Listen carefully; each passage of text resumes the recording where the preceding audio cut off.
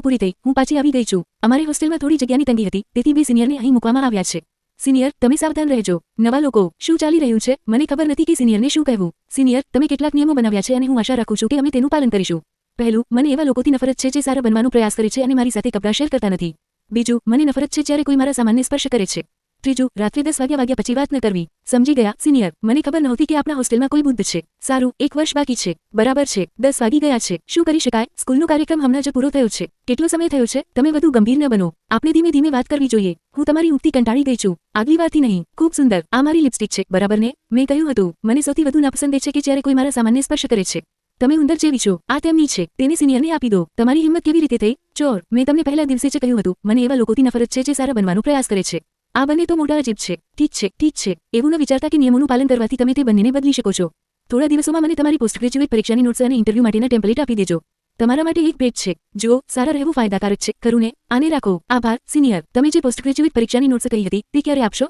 અમે કામ કરીએ છીએ અને ઘણા કાર્ડ બનાવવા પડે છે મને તેમની જરૂર નથી તો શું તમે બનાવવા નથી માંગતા નહીં બનાવું તમે મને ડરાવી ન શકો તમે બંને બહુ અજીબ છો મને ખબર પડી કે તેઓ બંને સ્કૂલમાં માર્કેટિંગ કરી રહ્યા છે મને લાગે છે કે તેઓ બહાર રહેવા ચાલ્યા ગયા આખરે તમે જાગી ગયા નિયમ હોવું સારી વાત છે પણ દરેક વસ્તુની એક મર્યાદા હોય છે આપણે તેમના જેવી ખરાબ સિનિયર ન બની શકીએ નમસ્તે સિનિયર અમે નવા છીએ અને અમને આ રૂમમાં મોકલવામાં આવ્યા છે અમે તમારી મદદ કરીશું અમારા હોસ્ટેલમાં કોઈ નિયમો નથી સાથે રહેવું અને ખુશ રહેવું